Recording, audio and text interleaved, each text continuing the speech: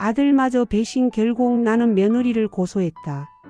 저는 지금 제 며느리를 고소하기 위해 법원에 가는 길입니다. 살면서 이렇게 억울하고 분한 마음은 처음입니다. 제 손으로 제 아들을 고소해야 하는 날이 올 줄은 정말 꿈에도 몰랐습니다. 어쩌다 이런 지경이 되었을까요? 제 며느리는 제 아들과 결혼하기 전까지만 해도 천사 같았습니다. 아니, 어쩌면 연기를 한 거겠죠. 그 뻔뻔한 얼굴로 말입니다. 3년 전 아들이 드디어 결혼한다고 했을 때 저는 눈물이 왈칵 쏟아졌습니다. 늦둥이 아들이었는데 40이 넘도록 혼자였거든요. 그런데 드디어 좋은 짝을 만났으니 얼마나 기뻤겠어요. 며느리는 첫인상부터가 좋았습니다. 키도 크고 웃는 모습도 예뻤습니다. 게다가 저를 어머니 하며 살갑게 대했죠. 아들을 바라보는 눈빛은 또 얼마나 따뜻했는지 저는 그 아이가 제 진짜 딸이 되어줄 거라고 철석같이 믿었습니다. 결혼식 날 며느리는 패백을 올리고 제 손을 잡고 말했습니다. 어머니, 제가 친딸처럼 모실게요. 걱정 마세요. 그 말이 아직도 생생합니다. 그땐 정말 행복했습니다. 신혼 초 며느리는 정말 살뜰했습니다. 자주 전화해서 안부를 물었고 집에 올 때마다 제가 좋아하는 과일을 사왔습니다. 어머니, 이거 드시고 건강하세요. 어머니, 추운데 따뜻하게 입으세요. 그런 말들을 들을 때마다 제 마음은 녹아내렸습니다. 아들도 행복해 보였고 저 또한 그랬습니다. 그때까지만 해도 모든 것이 완벽했습니다.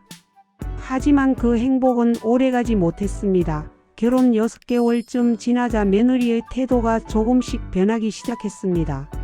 어머니, 요즘 집값 많이 올랐죠? 어머니, 혹시 유언장 같은 거 쓰셨어요? 처음에는 대수롭지 않게 생각했습니다. 젊은 사람들은 부동산에 관심이 많으니까요. 그런데 점점 더 노골적으로 변했습니다. 급기야는 어머니, 우리 같이 살아요 라고 말하더군요. 저는 단호하게 거절했습니다. 아니다, 나는 내 집에서 살 거다.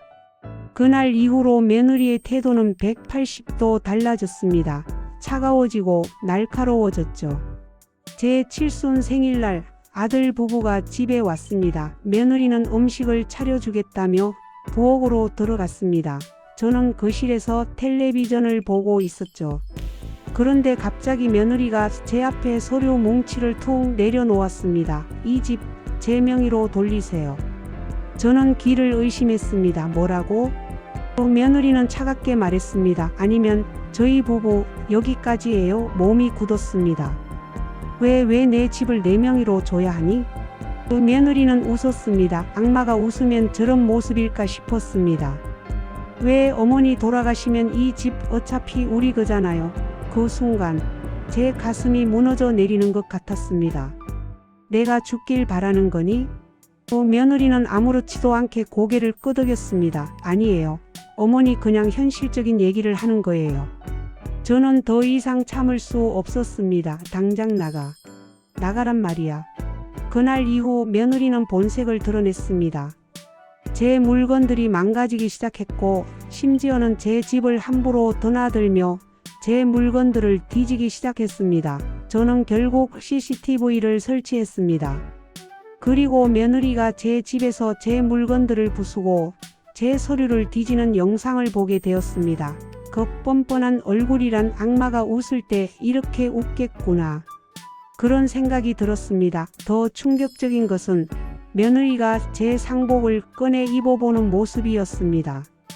엄마, 저는 아들에게 이 영상을 보여줬습니다. 하지만 아들은 며느리의 편을 들었습니다. 엄마, 이건 오해야. 엄마, 우리 사업이 어려워. 집만 담보로 잡으면 돼. 저는 그 자리에서 모든 희망을 잃었습니다. 아들은 며느리의 꼭두각시가 된 것이었습니다.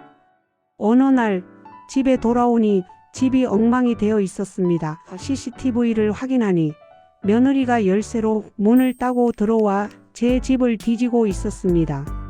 심지어 제 등기부등본을 들고 사진을 찍는 모습까지. 며느리는 이제 대놓고 협박하기 시작했습니다. 어머니, 서류만 넘기면 아무 일 없을 거예요. 계속 버티시면 제가 선택할게요. 저는 두려움에 떨었습니다. 더 이상 이렇게는 살 수 없었습니다. 저는 친구에게 도움을 청했고 모든 증거를 모아 며느리를 고소하기로 결심했습니다. 경찰서에 가는 길, 제 다리는 떨렸지만 마음은 단단했습니다. 며느리를 고소하고 싶습니다. 제 이야기를 들은 경찰은 고개를 끄덕였습니다. 어르신, 증거가 있으신가요? 저는 준비한 모든 자료를 내밀었습니다. 이건 명백한 범죄입니다. 경찰은 저를 안심시켰습니다. 경찰 수사 결과 며느리는 아들과 이미 별거 중이었고 다른 남자와 동거하고 있었습니다. 그 여자는 처음부터 제 집을 노리고 접근한 것이었습니다. 저는 그 자리에서 주저앉았습니다. 제가 이렇게 당한 거였군요. 며느리는 절도, 사기, 협박 등의 혐의로 기소되었습니다. 진실을 알고 저에게 용서를 구했습니다. 저는 아들을 안아주었습니다. 용서는 쉽지 않지만 그는 제 아들이니까요. 며느리는 징역형을 선고받았습니다. 법원을 나서는데 햇살이 따뜻했습니다. 저는 이제 제 인생을 다시 지킬 수 있게 되었습니다. 집에 돌아와 소파에 앉아 차를 마셨습니다. 오랜만에 마음이 편안했습니다. 아들은 매일 저에게 전화합니다. 엄마 괜찮아? 저는 대답합니다. 응, 괜찮아. 너도 잘 지내. 아들과의 관계는 시간이 필요할 겁니다. 하지만 저는 이제 알았습니다. 내 인생에서 가장 중요한 사람은 바로 나 자신이라는 것을, 그리고 나를 지키지 못하면 아무도 지킬 수 없다는 것을. 여러분도 기억하세요. 나이가 들었다고 약해진 게 아닙니다. 오히려 더 단단해져야 합니다. 그래야 내 인생을 끝까지 지킬 수 있습니다. 저는 오늘도 제 집에서 제 삶을 살아갑니다. 당당하게.